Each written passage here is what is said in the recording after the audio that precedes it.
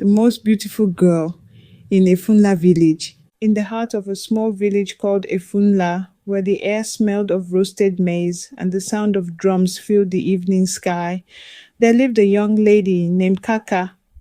Kaka was known across the land for one thing, her beauty. Her skin shone like fresh palm oil under the sun. Her eyes were bright like the stars that appear after rain, and her smile could melt even the hardest heart. When Kaka walked through the market square, people stopped what they were doing just to stare. The women selling pepper would forget their prices, and even the drummers would miss their beat. Children would whisper, see Kaka, and everyone would smile. But not everyone was happy for her. Among the young women in Efunla, many could not stand Kaka's beauty. They whispered behind her back, saying, "Is she the only fine girl in this village? She is using charm. Na juju she dey use, I swear." They were jealous because every man wanted Kaka.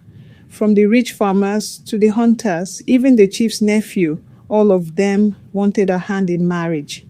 Every evening, fine men came to her father's compound carrying gifts, bags of rice, clothes from the city, cows, goats, and even gold earrings. But Kaka's father, Papa Oloye, was a humble man. He would smile and say, "My daughter will marry when her heart says yes, not because of riches." The first suitor was Chief Adekunle, a rich man with 3 wives already. He came with drummers and dancers. "I will build Kaka a house made of marble," he shouted. But Kaka just smiled politely and said, "Chief, thank you, but I cannot be your 4th wife." The next was Bamidele, a fine young trader from the city. He wore shiny shoes and spoke English like he had eaten dictionary. "Kaka, baby, I will take you to Lagos. You will not fetch water again," he said, but Kaka shook her head. "Bamidele, I don't want a man who wants to show me off like trophy. I want true love." After him came Tunde, a strong politician known for big political positions. The other girls admired him, but even Tunde could not win Kaka's heart. She always said the same thing: "I am waiting for the one who loves me for who I am, not for my beauty." One day, some of the jealous girls decided to spoil Kaka's name. They spread a rumor that Kaka was using juju to make men love her. They said she went to the forest at night to speak with spirits. Soon, people started to whisper, maybe it's true. How can one girl be this fine? Kaka cried when she heard the rumors. She stayed indoors for days.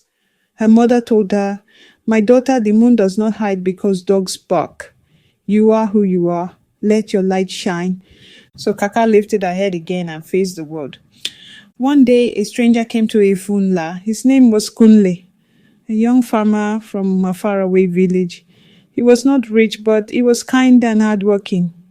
His eyes were gentle, and he always greeted everyone with respect. Unlike other men, Kunle did not chase Kaka with gifts or sweet words. He simply helped her whenever he could, fetching water, carrying firewood, and helping her father repair the fence.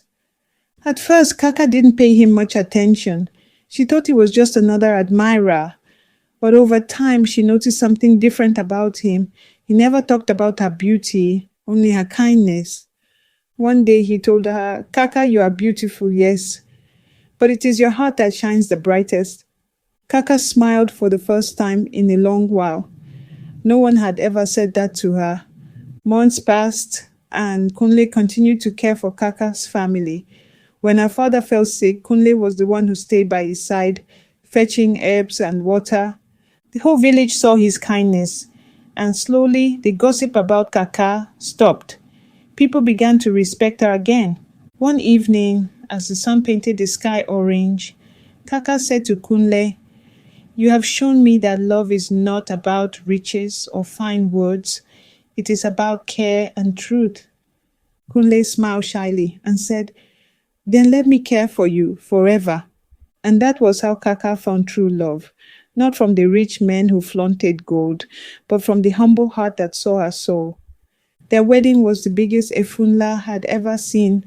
Drums rolled, dancers twirled, and the smell of jollof rice filled the air. Even the jealous girls came, and for the first time they smiled at Kaka because they realized beauty is nothing without a good heart. Papa Oloye stood proudly and said, "My daughter waited for love, and love found her." From that day, people stopped calling Kaka the most beautiful girl in Efunla. They called her the most blessed woman in Efunla.